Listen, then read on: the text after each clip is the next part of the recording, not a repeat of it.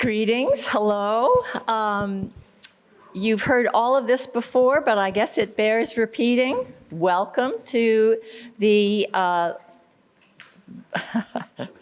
Brattleboro Literary Festival. This year's festival is made possible by the generous support of our sponsors, Brattleboro Community Television, the Stepansky Family Trust, the Thompson Trust, the Vermont Arts Council, the Vermont Humanities Council, and the Wyndham Foundation. We would also like to thank our advertisers, and we heartily encourage you to support them. The festival is run entirely by volunteers. Every year we start from scratch fundraising for the following year. Your donations allow us to present the festival, and we encourage you to contribute using the QR code on this donor card over there on the table, or you can use the QR code on the back of the program, or just deposit something in the donation box. We really cannot do it without you, and we so appreciate your support. Please take a moment to turn off the ringer in your phone, but please do use phones to take pictures and share them on social media. All right, thank you. What? No, it's a museum kind of show. Oh, yeah, right. Oh, that's right. Oh, yes. No flash, no flash.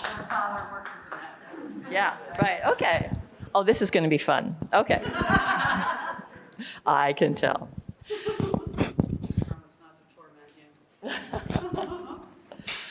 Jill Bialosky is a poet, novelist, essayist, and executive editor and vice president at W.W. Norton Company. She is the author of 4 volumes of poetry, 3 novels, and 2 recent memoirs. She co-edited with Helen Schulman an anthology, Wanting a Child. Her poems and essays have appeared in The New Yorker, The Paris Review, The Atlantic Monthly, Harper's, Kenyon Review, Harvard Review, and Best American Poetry, to say nothing of Cleveland Noir, which was featured last night. So it's a lot of fun cross-pollination here. Karen Benson, in an interview in Book Slut, called her a versatile and accomplished woman of letters. In whichever genre she is writing, her work stands out for its compassionate attention to the psyche of the imperfect humans struggling through their lives. Her new novel, The Deception, centers on a poet and teacher who finds hope and instruction in the classical wings of the Metropolitan Museum of New York. Please welcome Jill Bialosky.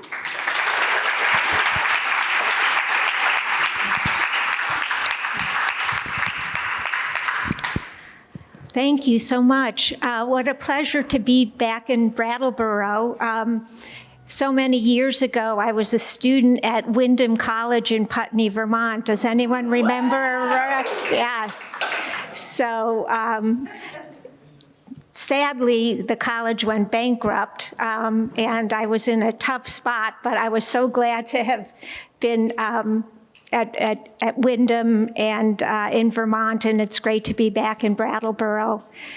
I'm excited about our panel. We found a lot of things in common with our books that we're planned to talk about. So I won the coin toss, so I'm going first. And I'm going to just begin by telling you briefly about how this novel came to be, and then I'll read from it. So The Deceptions was inspired by the Metropolitan Museum of Art and my many visits there. A few years ago, I went to the museum and 3 things coalesced. I was listening on audio to Emily Wilson's translation of the Odyssey, and if you haven't heard it, you must, because the actress Claire Danes is narrating, and it's absolutely fabulous. And her voice in that poem just brought it all to life for me in such a different way than when I was a young high school student trying to get through the Odyssey. So I highly recommend that. Her translation opens with the lines about Odysseus, "Let me tell you about a complicated man." And what a great first line. And by the way, there is a complicated man in The Deceptions. So I happened to be listening to the audio of the Odyssey as I walked through the park on a fall day into the museum.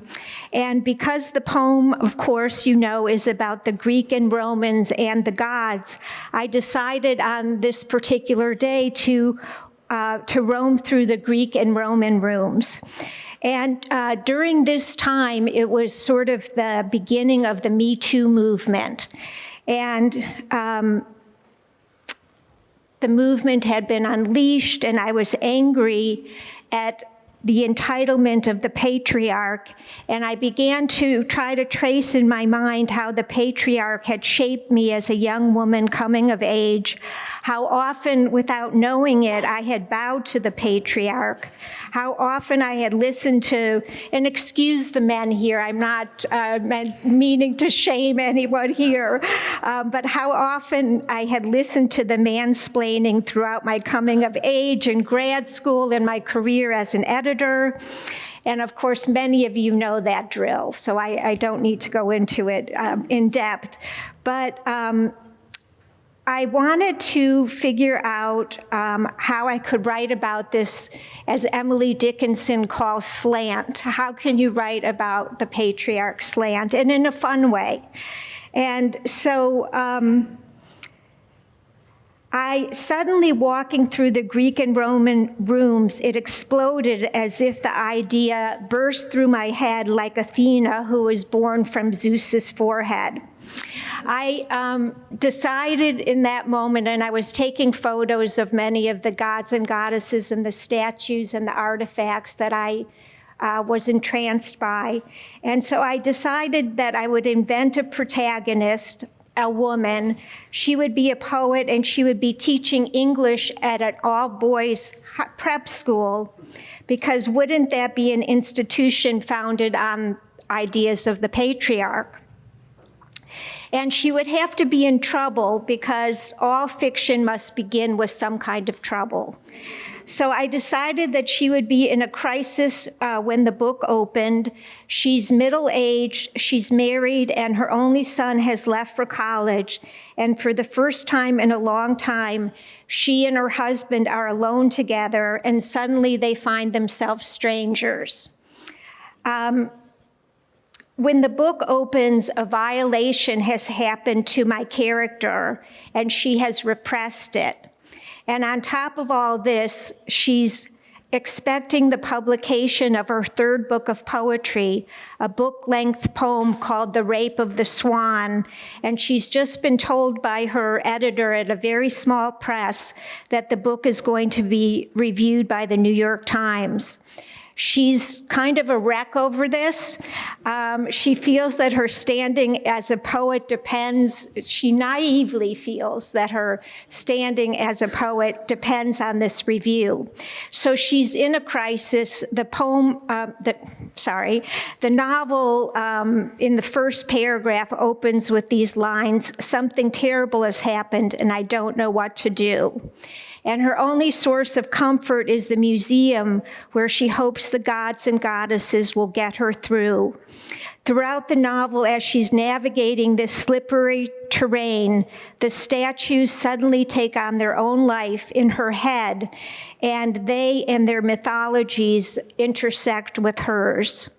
So I'm going to read you a small section, 8 minutes, when my at first unnamed protagonist comes to the museum in distress after a confrontation with her husband, and she meets some of the gods. She also has a neighbor in the building where she lives who is like her doppelganger or her other self, who's also in trouble in her marriage.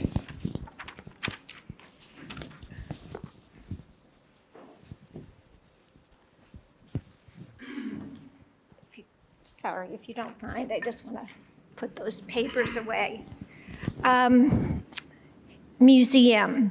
In line, I wait to get a new membership card.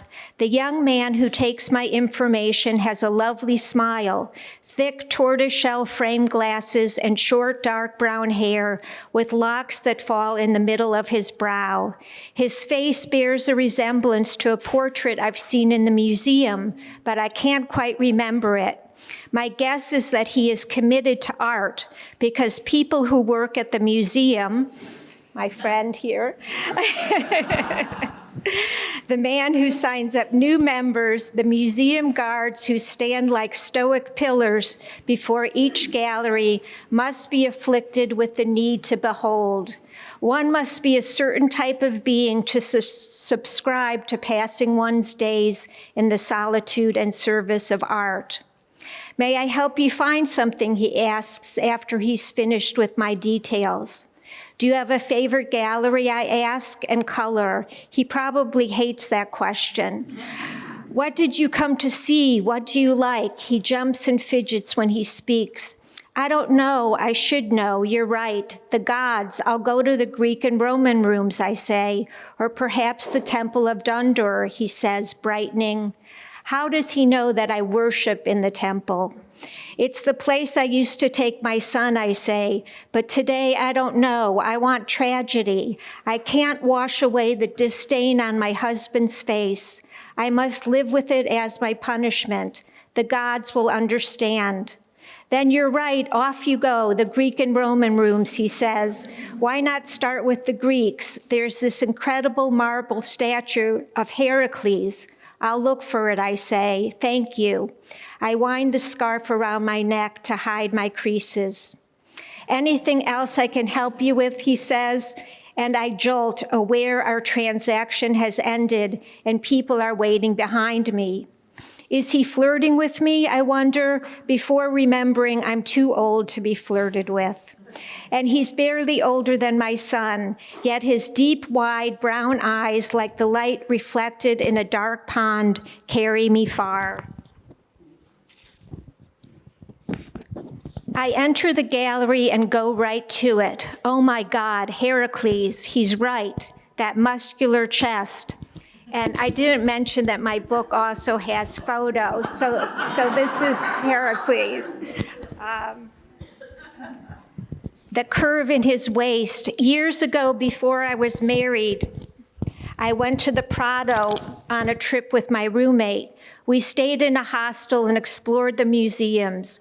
Zurbaran's Heracles cycle, that one painting where he swoops down, arms outstretched, each hand on a grip bolted to the boulders separating the Mediterranean and the Atlantic, one of his 12 labors after he murdered his wife and children. What labors must I endure for what I've done? Why do I blame myself? But I do. He looks so vulnerable, I want to hug him, speak to him. Those feet barely visible on the rock floor suggest the ghost we can't see. I mourn the rest of him. Even his cock is cut off, his torso so beautifully incomplete, the shoulders slightly caved by an internal longing for what he can't have. Is this what the boy man at the membership table sees? I take a photo on my iPad. I have a cornucopia of photos of the gods and goddesses, and as of late, they've taken on new meaning. I sometimes scroll through them, admiring their power, their cold beauty. A guard taps me on the shoulder, tells me to step back. I'm too close. Yes, I'm too close. This statue so vulnerably realized, or is it that it represents what I've deprived my husband of? My husband has a voracious appetite for sex. It is sadly a Congress for which I am no longer a member. I have lost all desire. The libido isn't the life force, it's a fragile, fickle drive. What is it about the curved chest that moves me so? Without desire, it is impossible to make love. My husband does not understand that my yearning is without limits, nor that I am not a vessel. Though I long to connect. I don't yet know how or if I can anymore. These headless women beckon from the hard bench where I sit. Look at them, what blissful friendship. One leg kicked up flirtatiously while the other bears the weight. And this is the marble statue, of the Three Graces.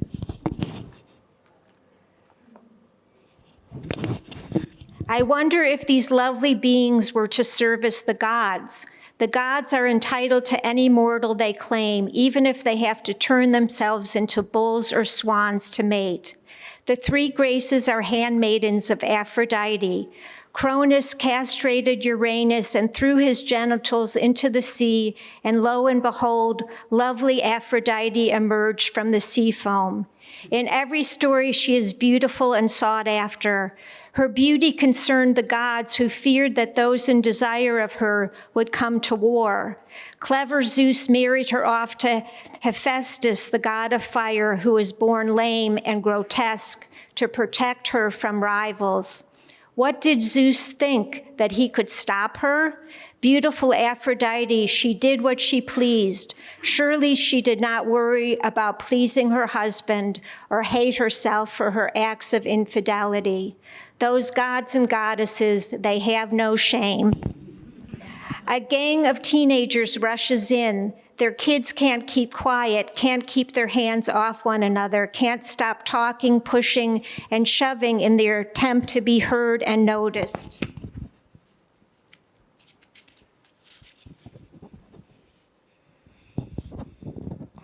A woman, their teacher, comes into the gallery to attempt to harness them. My phone vibrates. A text is coming through. Maybe my son. I take my phone from my pocket. It's my neighbor. I can't take it, she texts. He's been in the theater all afternoon watching soccer. It's like living with a corpse, she texts me. Ta. Even though my neighbor is sometimes a nuisance, she makes me feel less lonely, and she makes me laugh. I need her to judge against my own motivations, jealousies, peculiarities. Otherwise, I am ambushed in my own head. And there it is, a sarcophagus, which means flesh-eating in Latin. Those Romans, the care with which they bed the deceased is admirable. And this is the marble sarcophagus lid with a reclining couple.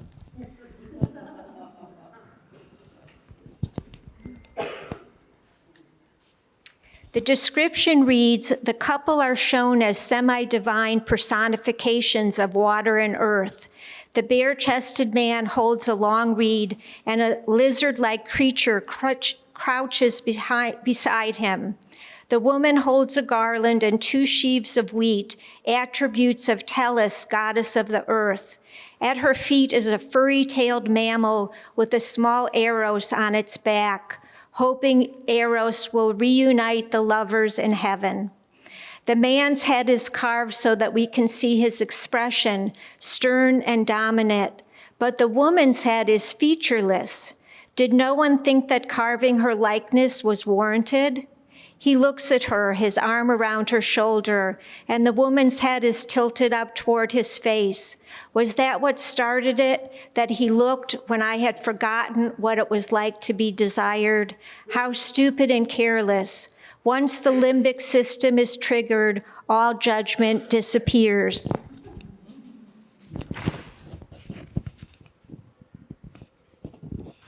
I spot the boy man at the membership table.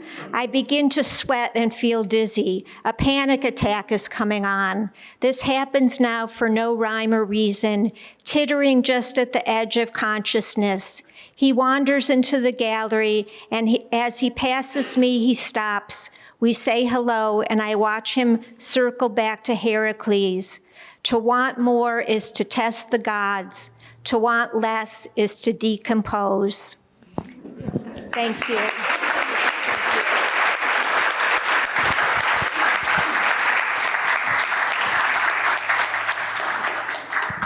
Thank you so much. Oh, it's great. Patrick Bringley left his job in the editorial events office at The New Yorker. What heresy is this? To become a guard at the Metropolitan Museum of Art, where he answered questions such as, "Is this real?" Safeguarded and spent a decade looking at 50 centuries of human art.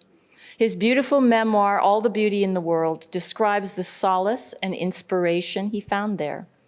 All the Beauty in the World has been praised in the New York Times, the Washington Post, Associated Press, NPR, the London Sunday Times, and elsewhere. Please give Patrick Bringley a warm welcome.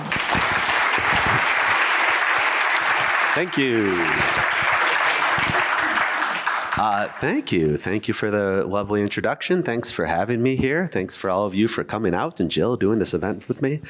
This is very cool. Yeah, my book. So I worked for 10 years as a guard at the Met. As she mentioned, when I was just out of college, I got a job at the New Yorker, just in the events department, but nevertheless, you know, when I was 22 years old, you think you're at a skyscraper at the corner of 42nd Street and Broadway, and I kind of thought that, you know, this is an impressive thing, and I think that that's a very dangerous thing to actually think when you're 22 years old, because, of course, you know, I couldn't write anything yet. I hadn't thought any original thoughts in my life. I hadn't kind of lived any life yet. And it was a good job in some ways, but in other ways, it's just, you know, sort of an office job where you're staring at email and things. And while I was there, my brother got sick, and this is what I'm going to read sort of one of the heavier passages of the book. And all of a sudden, I was spending less time in Midtown Manhattan and more time at my brother's apartment in Queens and hospital rooms. And, you know, well, here, you'll see this in the book. But a lot of the book is, you know, behind the scenes of the Met and all of the 500 guards who work there and the kind of whole deal about the place. But this is a flashback in the book that kind of explains how I got there. So,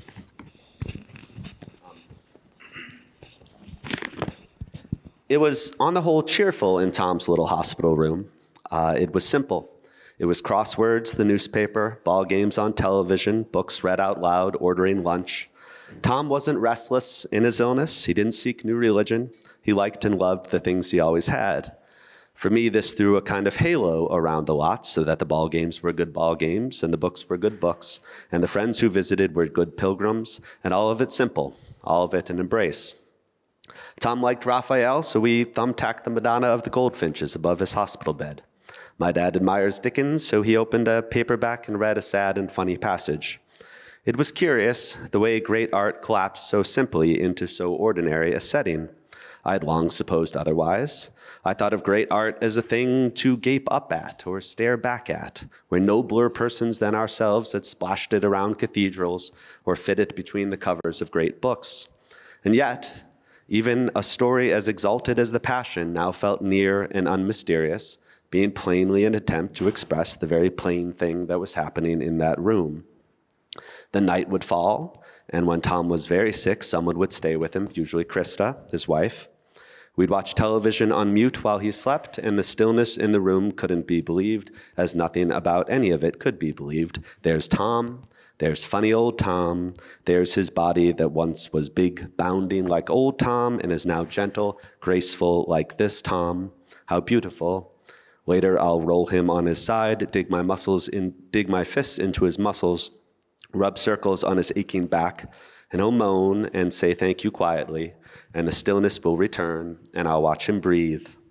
It was a moment like this one, actually the early dawn, when I sat with my mother at the bedside and watched her take everything in as though for the first time. She looked at her sleeping son, looked at me, saw the light and the body and the horror and the grace. Look at us, she told me. Look, we're a fucking old master painting. A few months later, we visited my mother's 4 siblings in Philadelphia. You can imagine the comfort and also the difficulty of talking with siblings and their grown children after burying your 26-year-old son. It was my mom's idea to find some simpler, quieter place, and the 2 of us stole away. Out of our car windows, we watched the ordinary locomotion of city life, The joggers, dog walkers, all the evidence that the world won't stop turning just because something arresting has happened. Then we turned off the Ben Franklin Parkway and stopped our car at the Museum of Art. In my memory, it was so still in the museums that the statues appeared to have fallen under a recent and sudden enchantment. It was so silent we could hear our footfalls on the pale stone floors. We climbed a stairway toward a golden Diana statue, her weight forever on the ball of one foot, her hand perpetually adding tension to a bowstring. My mom was leading this pilgrimage, and she brought us past fading tapestries and illuminated manuscripts into the old master paintings collection. These galleries resembled a church or a monastery with stained glass windows, a stone baptismal font, holy scenes of suffering and grace of a type familiar to a Philly girl called Maureen Gallagher. And indeed, the atmosphere in the galleries was intensely familiar, though for reasons that had nothing to do with plaid skirts or severe nuns. It was the atmosphere all those months at Tom's bedside, one of speechless mystery, beauty, and pain. Wordlessly, we parted ways, each to find our own sad, bright picture to be near. Mine was a jewel-like panel painted 7 centuries ago by an unknown Italian with a plain, earnest style. It was composed of tempera paint, that is, with an egg yolk base, on a smallish piece of poplar, and it depicted the Virgin Mary with her newborn at the mouth of a grotto or cave. A star of wonder hung over their heads, kings and angels crowded in to bear witness and adore. Mary, appearing immune to the clamor, fixed her eyes on her soundless infant lying peaceably in a manger. A scene of this type is called an adoration, and I held the rather beautiful word in my mind. How useful a name for the kind of tender worship that arises in such a moment. We are silenced by such a vision, softened, made penetrable by what is vibrant and unhidden, but felt only weakly amid the clamor of everyday life. We need no explanation for an adored object. Adding context could only obscure its plain and somehow unmysterious mystery. No doubt you have felt this way about a sleeping child or lover, or maybe about the rising sun or the pounding surf, or maybe about a holy relic or a sweetly painted picture by a long-dead Italian. Watching my big brother squeeze hands and bravely endure, I had felt hardly anything else. There's a special clarity of light that seems to fall from a star of wonder, and it's what the old masters always seemed to be painting. I left the picture and went looking for Maureen, my mom, in the early Renaissance galleries. When I spotted her, she was framed by a work more brutal and beautiful and even more truthful than the one I had found. It was painted by a master named Niccolo da Pietro Giurini, a Florentine working in the 14th century. Against a featureless gold background, it depicted a young man who was very beautiful but bluntly dead, supported bodily by his mother, who hugged her son as she would if he were living, a scene that is called a lamentation, or pietà. My mom has always been a good one to cry, at weddings, at the movies, but this was different. She cupped her face and her shoulders shook, and when I met her eyes, I saw that she wept because her heart was full, as well as breaking, because the picture inspired love in her, bringing both solace and pain. When we adore, we apprehend beauty. When we lament, we see the wisdom of the ancient adage, life is suffering. A great painting can look like a slab of sheer bedrock, a piece of reality too stark and direct and poignant for words. An hour or two later, and it was time to leave the museum, back to the so-called real world towering over the bedrock. My parents and sister Mia flew home to Chicago. I took an Amtrak train to my adopted home of New York. I was 25 years old. I joined the rapid, heedless foot traffic of Midtown, uncertain in the broadest sense of where I would go, not to the nearby skyscraper with the high-flying desk job I'd been lucky to get but could no longer stomach. Not along any path, I thought, that would find me scrapping and scraping and muscling my way forward through the world. I had lost someone. I did not wish to move on from that. In a sense, I didn't wish to move at all. In the Philadelphia Museum of Art, I had been allowed to dwell in silence, circling, pacing, returning, communing, lifting my eyes up to beautiful things and feeling sadness and sweetness only. I rocked with a car full of weary passengers on a Brooklyn-bound subway home. An idea was beginning to take shape in my mind. For years, I had noticed the men and women who worked inside New York's great art museum, not the curators, hidden away in their offices, but the guards standing watchfully in the corners. Might I join them? Could it be as simple as that? Could there really be this loophole by which I could drop out of the forward-marching world and spend all day tarrying in an entirely beautiful one? I walked along Brooklyn's Fifth Avenue, passing a half-dozen taquerias on the way to my third-floor walk-up. By the time I turned my key in the door, it all felt remarkably simple. In the fall of 2008, I took up my post at the Metropolitan Museum of Art. Thanks.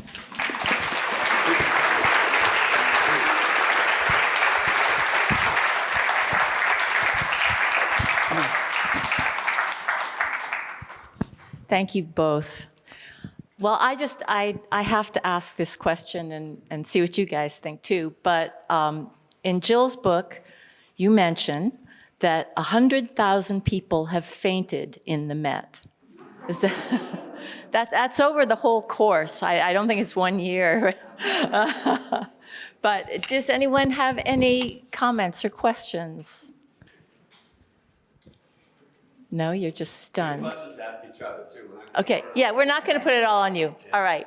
Would you like to talk here? Yes, Patrick, I as you were reading, I was thinking about how your book was in some ways a way, or perhaps your job as a museum guard was a way for you to deal with the grief of your brother, and how art perhaps offered solace. Do you want to speak about that?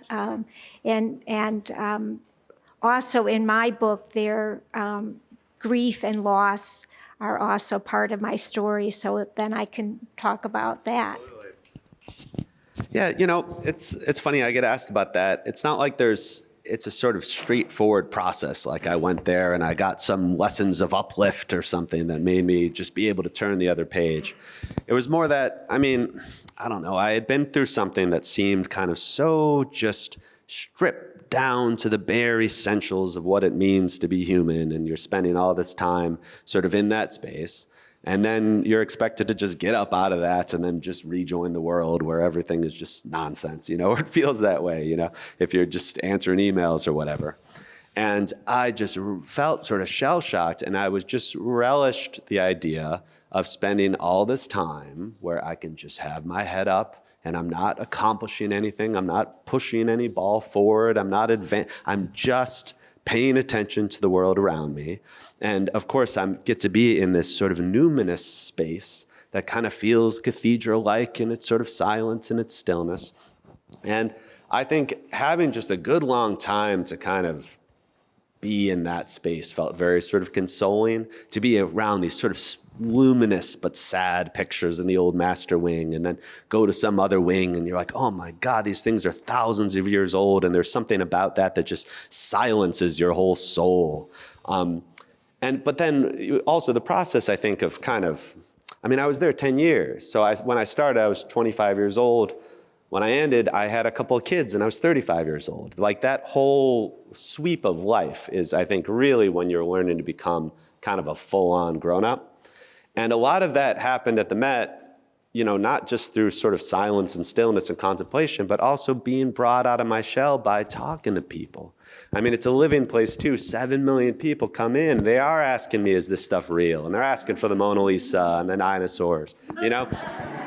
And like, I love that. It just sort of like get this sort of patter of life, sort of, I kind of learned my rhythm. I could have learned sort of the way that I talk to people, the way that I'm a New Yorker that can talk to the tourists, the way that, and then the guards, the fellow guards, I mean, there are 500 people just in these corners that I mean, that was the whole process, kind of, I don't know if that's clear enough, but how about you, Jill?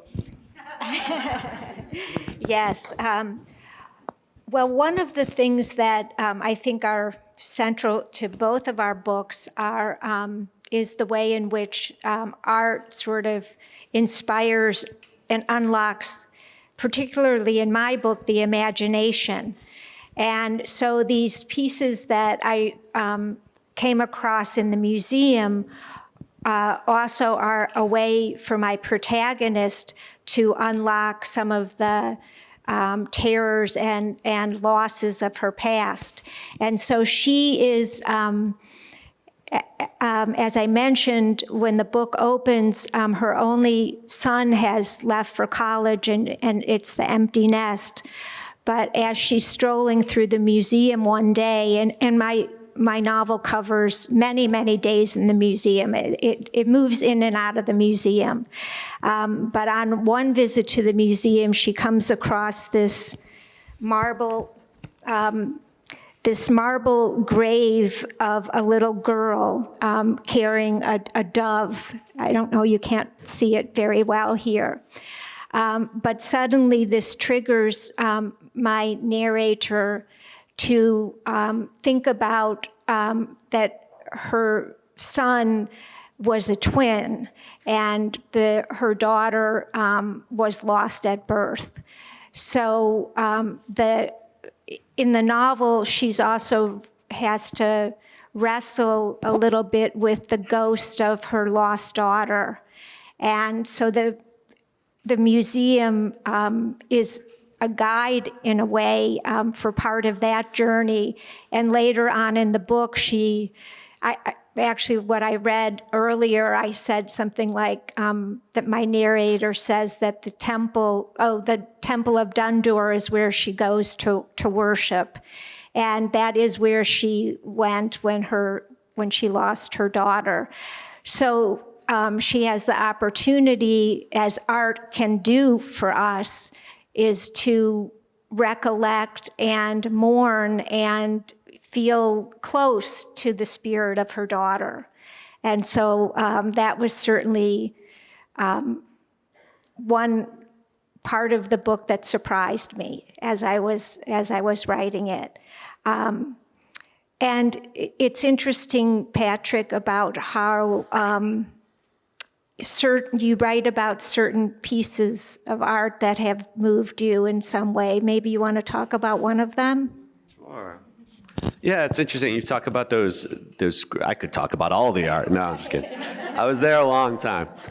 Those grave markers in the Greek and Roman wing are incredible. Yes. But one thing that I always notice, there's a bunch of them that the symbol on it, it's just a young man usually, but there's women too, who have died, and what they're doing is just sort of shaking hands with one of their father or their brother, and it's a gesture of leave-taking that you also see on Greek vases. You see it on soldiers that are going off to war too. It's this gesture of leave-taking, and I just found it so poignant. It's like just this placid, just kind of acceptance that they're slipping off into this underworld that to the Greeks, I mean, it kind of comports with my view of death. I mean, for the Greeks, they thought of what happened after life as being shapeless and formless and unknown. It's sort of essentially sort of everything in the Greek world has form and shape and vivid and vivacity and life, and even their ideas could be seen. They took the form of gods, and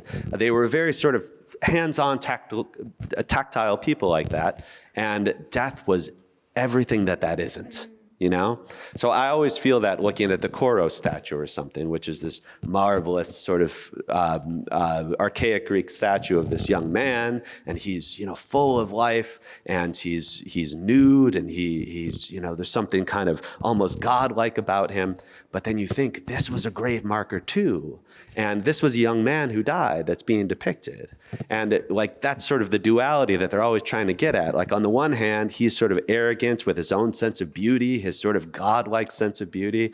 But also look at that naked skin. That is permeable. That is not armor at all. That can be pierced by anything shot at him. And indeed, he died and slipped off into this world. I don't know. I find it amazing. But yeah, I mean, that's one thing I liked quite a bit about your book is that, at the Met, I feel like all the time I'd see visitors who would walk in and they'd be intimidated by the whole thing because they're reading the placards that are written by some curator, and they're oftentimes, very academic, and they get this sense that oh, this is something that I don't really know about, there's someone upstairs who knows the right answers to these things, but I don't, who am I? And I always wanted to be like, there's no one upstairs that knows the right answers to this stuff, because this stuff is about life and death and suffering and the gods and the cosmos, and nobody knows about any of that. Even the artist who carved that, he didn't think that he was, carving in the archaic era. He thought he was some guy who was, So I always wanted to try to get people, assert your own humanity here. You're the living thing. That thing's made out of stone, So you can think your own thoughts about this thing. You can use this thing to, as Jill said, sort of liven your imagination, or maybe test your own views about life and death, or whatever the case. And I mean, that's what your book was. It was about someone who was going through using the myths to sort of shape their own thinking about their life, about society, about, So what's, I don't know, talk about that. Okay. Well, what's amazing? I mean, Patrick and I didn't know each other until we were designated to be doing this panel together. And so when I read his book, I was really astonished by some similarities. For instance, Patrick, you write about the Koros statue. Am I pronouncing that correctly? So. Yeah, okay. So lo and behold, I have a Koros in my book, and what happens to my narrator when she comes across this Koros, which is sort of the epitome of manhood, the epitome of boyhood transitioning to manhood. And as I mentioned earlier, my protagonist is also suffering over the loss of her son, not the loss, but the grief of this only child who she adored and loves, and who's off to college. And he's a little bit of a partier, let's just put it that way. And he wants to have fun, and she's worried about him, as most mothers would be when they send off their boys to college. And so when she comes across the Koros and other artifacts and statues in the museum, she's also, in a way, trying to understand what it means for a boy to become a man, as going away to college for a boy is really that first initiation into manhood. So the Koros is something that she thinks about. And then later, Patrick, you were talking about the Greek vases and the stories that they tell. And so I have some images too of, there's this one vase that tells the story of the athletes in ancient Greece. Athletics, of course, was a very big part of a boys' society, and also helping to train them perhaps to go to war. And so when my narrator comes across that, her son is also an athlete. So she's also remarking upon, what that means to be an athlete, and considering where his journey might take him. That prize in four, I've got something to say about Oh, that. good. All right. Interestingly, that amphora she showed that has these runners. So they're running in the nude, of course. The Greeks like to be nude as much as they possible, and that was for the Pan-Athenaic Games. So the Olympic Games had been going on since 1776 BC, but they would have spin-off games, and that was for the area around Athens. And you would win this if you won the foot race, but you weren't interested in the vase. You were interested in what was in it. You know what was in it? Any guesses? Olive oil. And the winning runner, it was about 10 gallons of olive oil. The winning runner didn't win one of those. He won 60. The winning charioteer won double that, well over 1,000 gallons of olive oil. And it was a life-changing windfall because it was like the oil of its day. You used it for cooking and cleaning, all sorts of religious purposes, for fuel. And they would have just turned that around as quickly as they could, sell it to a wholesaler. And so I always think, when you walk through the Met, if an ancient person walked through the Met, they'd be confused about many things. One thing they'd be confused about, they'd say, well, when are you going to paint all these white statues? Like, they would have had their nipples copper, they would have teeth silver, they would have had precious gems in the eyes to get this sort of sense of verisimilitude. Our whole sort of vision of sort of classical, Greek whiteness is just an accident of the fact that the paint flaked away. And even when they dug this stuff up, in the Renaissance, Michelangelo looks at it, the paint was already gone. So then they make things white. But then they would also be like, why are you showing like sort of the Amazon box that our olive oil came in, But it is amazing that they would make that stuff beautiful. Like all of these, as a guard, you get to think about these kind of big questions. And so one big question you come up is like, well, what is art? This is just a mass-produced olive oil bottle. But it's so beautiful. And to me, just one definition I came up with, which I'm sure is not a total definition, is just something that is better than it has any right to be, is art. That's more beautiful, that's more delicate, that's more involved. Because there's something in our species, clearly, that whether it's, playing piano or cooking meals or whatever, that has just gotten so far beyond what anyone could have a right to expect, and because we iterate, and even culturally, we just progress, and you get this absurd distance between, the practicality and what we as a species are driven to create. And for me, that sort of creates sort of this fluttering in the chest that is just what's so marvelous about art. What about you? You think art's any good? Oh, you're asking the right person. No, art has inspired so much of my own creativity and my own work, and certainly this novel. I actually, before I wrote The Deceptions, I have a novel called The Prize, which is about an artist and a galleryist in the contemporary art world. But just going back to the artifacts and what they can inspire, in my novel, one of something that I came across in the museum was very inspiring. I mentioned that my protagonist is a poet, and that her book of poems that she's nervous about getting out in the world is called The Rape of the Swan. And so this is, The Rape of the Swan is a book-length poem that she's written that's inspired by Yeats's poem, Leda and the Swan.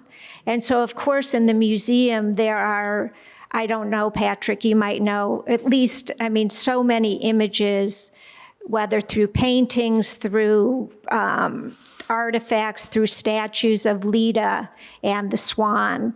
And so one day I came across this terracotta relief from a lamp with Leda and the Swan, and Zeus has turned. So you know the story that Zeus shapeshifts to rape women, and so he's desirous of Leda, and he turns himself into a swan to rape her.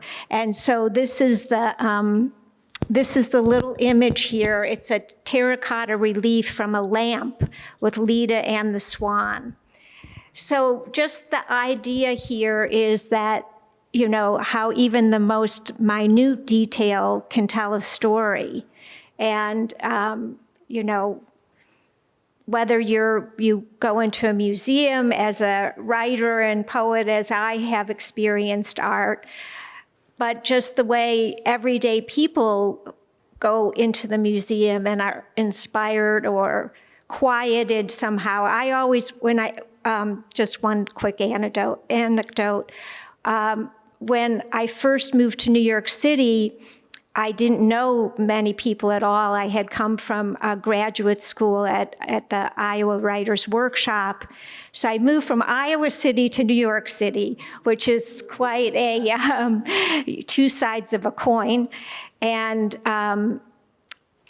I had a job as an editorial assistant in publishing, but on the weekends, every Saturday and Sunday, I lived on the west side, so I would take the bus to the Upper East Side and go into the Metropolitan Museum and explore one particular gallery. And it was like a comfort to me. It was like finding friends with art. And when my first book of poetry was published, my editor at Knopf, who I worshipped, he brought in many of the great poets, such as Mark Strand and Wallace Stevens, and his list of poets at Knopf was amazing. And he was just a wonderful man who also lived a life of art and poetry. And he told me that every Sunday, him and his wife would stroll to the Metropolitan Museum of Art. It was like their religion. And they would go to one gallery, and then they would go out to lunch. So I'm sure you have encountered many passersby at the museum that have, can you tell us some anecdotes about people you've encountered, like myself? Oh, sure. Wandered in. Probably seen most of you guys, probably at some point. Oh, yeah. I mean, we get regulars. There's this young man, Yuki. He's got a developmental something going on, but he comes religiously, and he always has the printout of the subway advisories. And he, as the guards, he says, like, what train are you taking home? You're like, oh, I'm taking the N. He's like, that's running local. It's running over the bridge, or it's running under the tunnel to Brooklyn. And there are actually a couple of people like that who sort of know all the guards. But it's interesting. I mean, what you said, what's cool about a museum is that it's not like linear. There's not someone just grabbing you by the nose and pulling your way through. You can make your own museum. And you notice about visitors that some of them are there because they love the arts, and they are, going very slowly, reading all the labels. But there are some people who, they just love the atmosphere of the place. They treat it like a public park. There are plenty of people who go and they don't know where they are. They have no idea. They walk in. It's maybe their first visit to the Met, first visit to a big city. They're looking around, and those are the people asking you, like, is there the Constitution here? Like, what's this? And, I never minded that at all because, on the one hand, I'm sure I would be just as ignorant in many of their places of work. And as a guard, sometimes I'd show up to work and, I might as well be working at the Duane Reade or something. My mind's not on kind of big elevated things. And then someone comes up to you with their just eyes wide, all spun around, and they are open to you just explaining like the history of civilization to them, They're like in the ancient Chinese galleries, and they're like, that's like 4,000, I don't even get it. Like, what is the deal here? And I love that. And I always thought that that's sort of the proper way to relate to the Met. Everyone should feel all spun around. The director of that place should, because no one has an understanding of more than a sliver of what's in there. And even of the sliver you have an understanding of, you don't have a true understanding of it. It's just endless. It's endless. And that's precisely what I liked about it. Like when you say that your imagination, like the job of a guard is so cool because you don't have some sort of checklist. You're not like moving forward through life. You're not trying to accomplish something. And I miss that so much because I could just show up to work and my mind could move sideways and backwards and around the bend, and I might be in the Roman galleries, and today I want to learn all about ancient Rome, and I'm going to, figure out the sequence of the emperors or something. And the other days, you might not be interested in Rome at all, and you're just looking at watching people, or you're just paying attention to the beauty of the human form in these statues, or whatever the case may be. And I found as a writer, I'm sure that if I remained at the New Yorker magazine just trying to write little internet copy or whatever you do to start, like I couldn't have written a book because I wasn't any good at that. And also like my mind needed to move. It needed to like move in different directions. And if I just tried to push forward through a little narrow channel, I don't think I ever would have made it. But the museum, in that same way, I feel like all sorts of people, they go there often to kind of take a breath from what's happening out there. And there are all these things that sort of quiet you, that kind of quiet your soul. I think we probably both had that experience. Definitely. Yes, I was thinking we should open it up to questions from the audience. I'm just kind of speaking to your book, Patrick. I'm sort of blown away by how much I stereotype guards in museums. Like I think I'm ashamed of myself. But I'm thinking, I think of them as, thinking about that their feet hurt. And you had this. There's some of that too. Right. But did you fit in with the guards at the Met? And are they as varied as? Oh, yeah. Yeah? Yeah, I mean, the cool thing is there's more than 500. So a sort of tipping point has been reached such that there is no culture of the guards. There's cultures, many, many, many. Nobody is sort of pressured to fit in with one another. It's a bunch of grown-ups doing a job. And they, 40% of New York City is foreign-born. I'd guess 50, 60% of the guards are foreign-born. They've had every sort of life you could possibly imagine. They've been cops, they've been school teachers, they've been military commanders, they've been just everything you could, they've been lawyers, they've been commercial airline pilots, because they've done a lot of things in the old country often. And then a lot of them are artists, and a lot of them are, one guard, I call him Troy in the book, I said, he's a very older, dignified man. And I said, well, why did you become a guard at the Met? And he said, well, the only thing I've ever wanted to be is an independently wealthy patron of the arts, and this comes closest. So there's an element of that as well. And I think there's also twofold. We used to debate with each other. We're like, does this job attract characters or does this job form characters?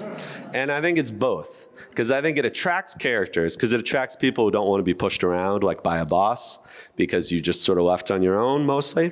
And then it forms characters because if you've got 8 or 12 hours in a day to just think your thoughts, that's got to make you more of yourself than you ever were. Yeah. I was just curious, I know that your mom on occasion calls on your interest in art, and I don't know about you, Jill, but I was just wondering, when you guys were younger, did either of you draw or paint, or did you study art history? One thing that I haven't read your book yet, but I want to, and your book is from someone who comes from the museum world and art history and everything. I just thought, this guy can really write about art, and he knows his stuff.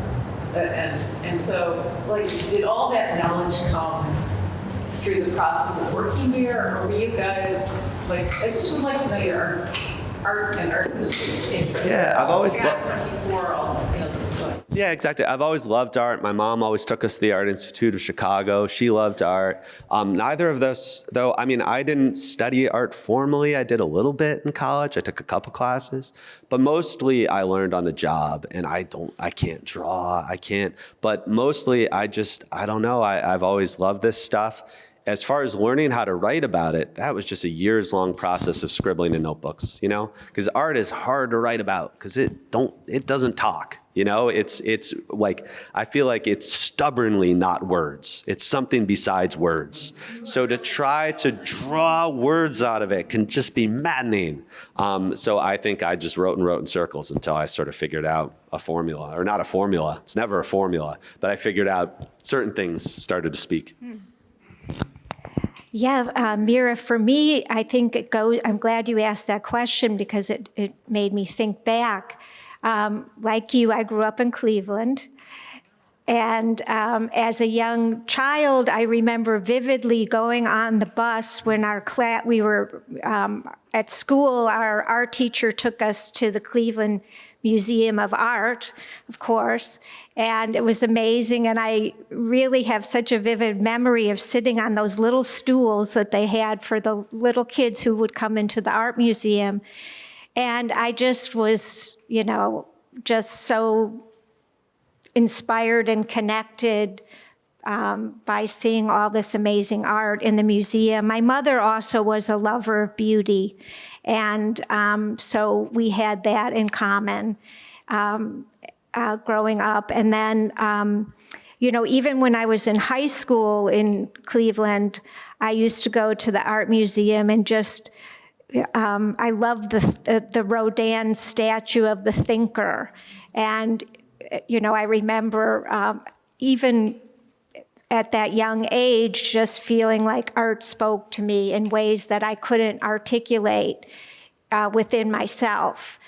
Same with then poetry, art, we always say with poetry that poetry is about saying the unsayable, how a poem can say the unsayable.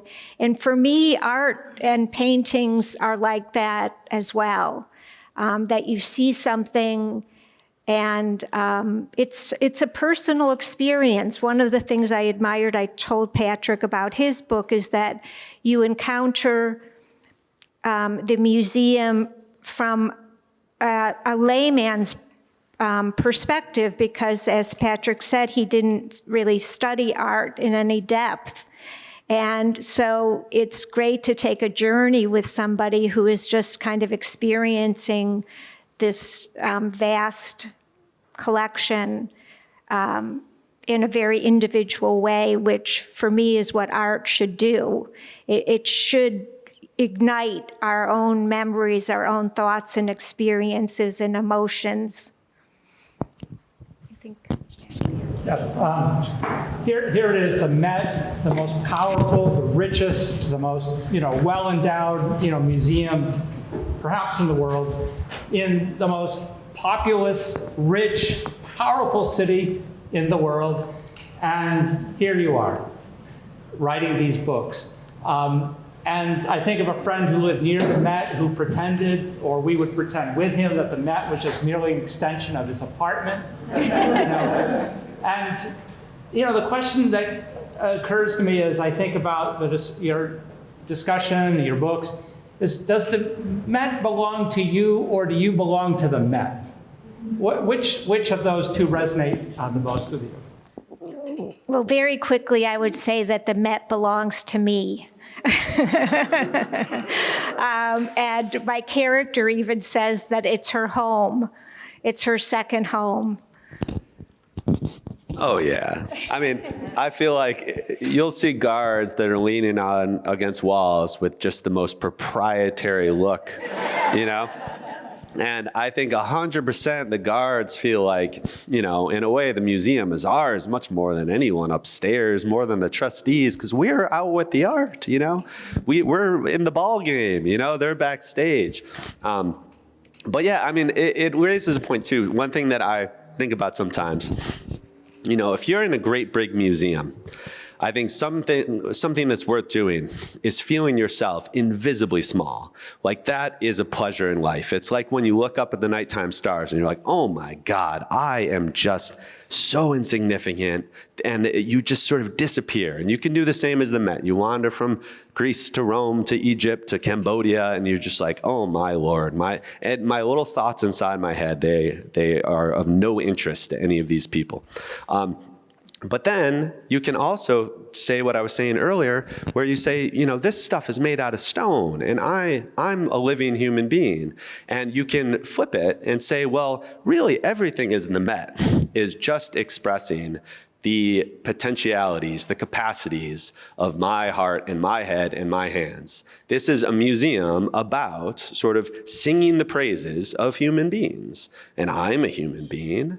And you can kind of flip it, and you can feel sort of a sense of, because I think you should do both things in the museum. You should feel really quiet and very humbled, but then you can also flip a switch and say, well, I'm going to use this stuff for my own purposes. I'm going to pick favorites. I'm going to have ideas about this that'll sharpen my ideas about, I'm going to write a novel. I'm going to, that sort of use it as fuel.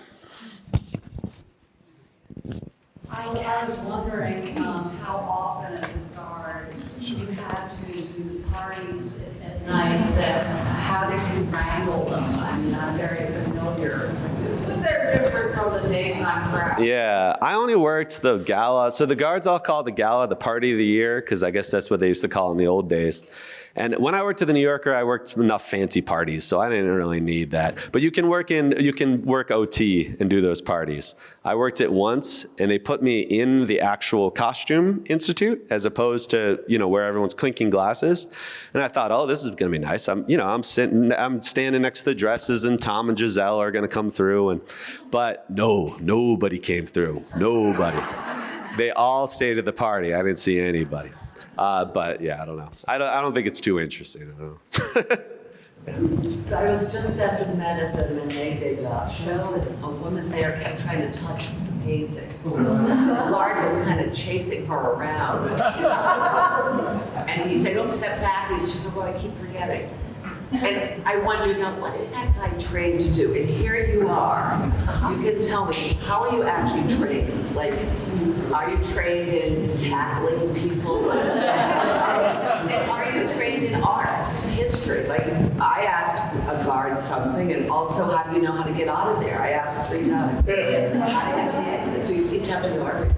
Oh, sure. Yeah, you learn that on the job, I mean, we're not formally trained in the art, no. Just a lot of people take an interest in it. I mean, not all, but a lot of people. No.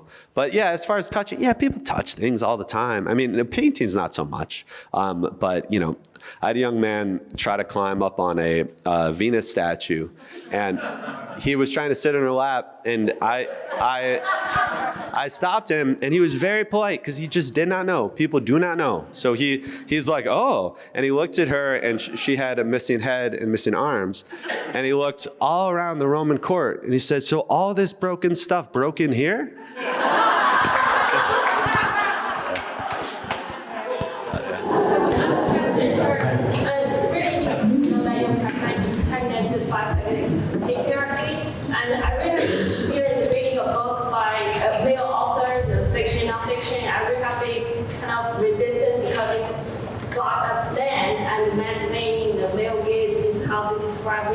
But when you look at a piece of art, the paintings and sculpture are very different. It's made by male artists. I don't know the percentage of the women artists in the museum. So are there similarity or differences when you look at art and also read a book, male artists or authors?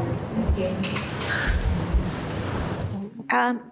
So are you asking sort of how the museum or art represents the patriarchy, or the difference between the male and female? You look at a piece of art, a painting done by a male artist or women artist. Oh.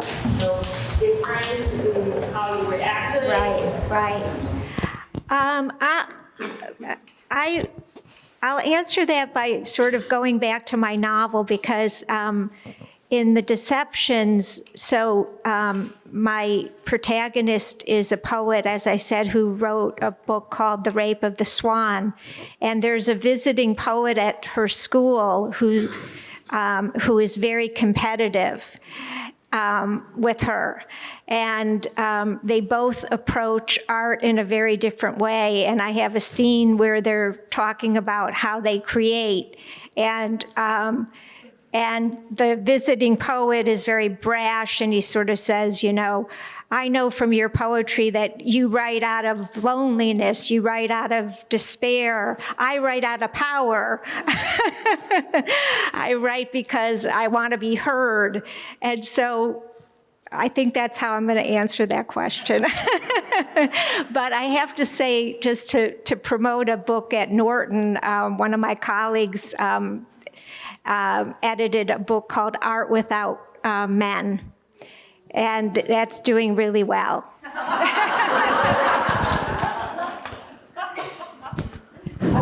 Patrick, I love the book that Fred was doing. I'm curious if you were working on something else. If this is I am. I'm in the early phases.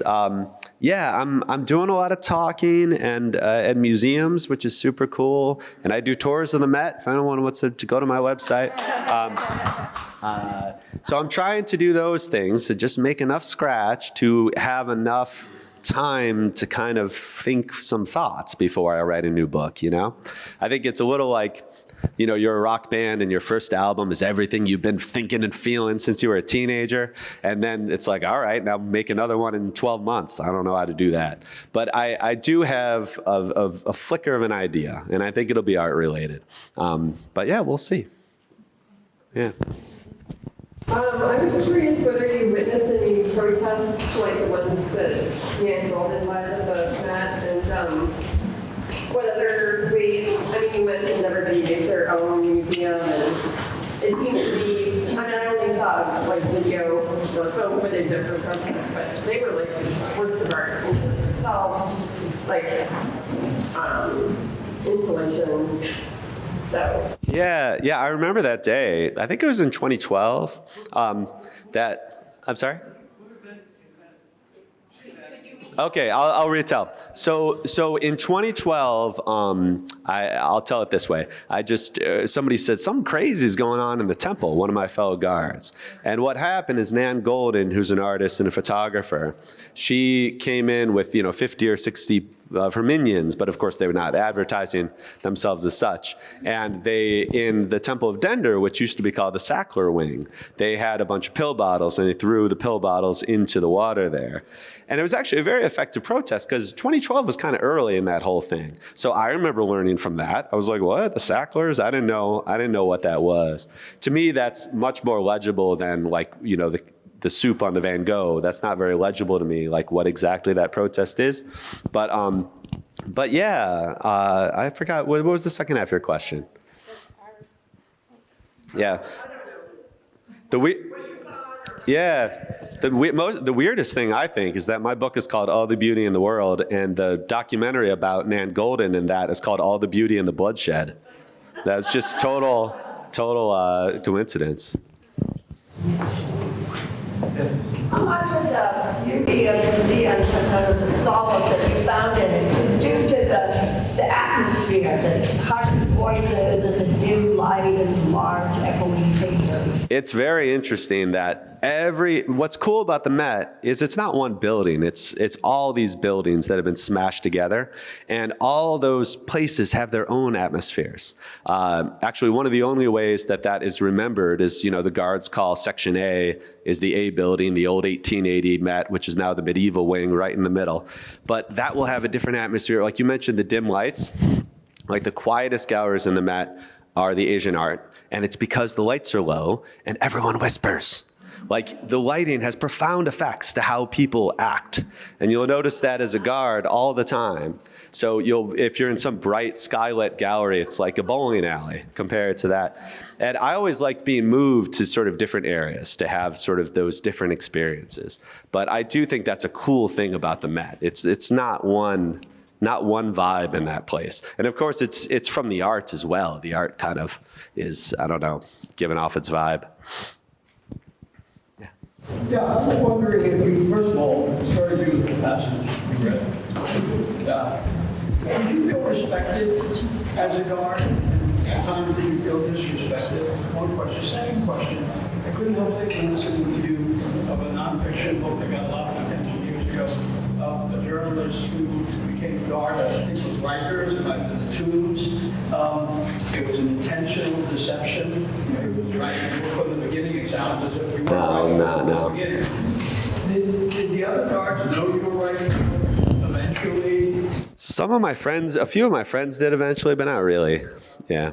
But yeah, to your first question, whether I felt respected or disrespected, well, both. I mean, there was certainly the Met is so big that I kind of understand why the curators don't get to know us, because there's a lot of us. So there's kind of like, how exactly would that work?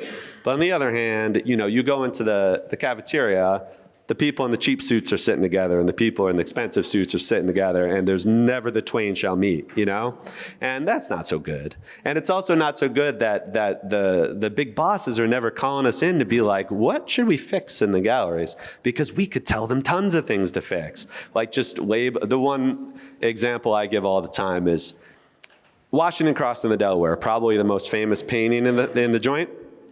On the label, it says that the frame is a reproduction. Now, you cannot put the word reproduction near a famous painting because all day long people look at that and go, oh, it's a reproduction. Like all day long, you know? So that's something a guard could tell them, fix that little thing. I mean, as far as the visitors too, you get people who just want to award it. You know, you're telling people the gallery's closed, but this person's worth a few $1 million, so he doesn't want to move out of the gallery. You get that a lot too. So you get good days and bad days. Did you ever feel competitive if you were like in a social situation and somebody's going on about the frig? Oh, I love the frig. Or somebody's talking about Prado and you say, but the Met, you know, like, did you ever feel like... I knew a guard who used the Whitney as his punchline all the time. It's so funny. Like people would be like, is there an elevator? He'd go, of course there's an elevator. What do you think this is, the Whitney? It was just very funny. I think are we wrapping up, I think. Here, let me hand off the mic.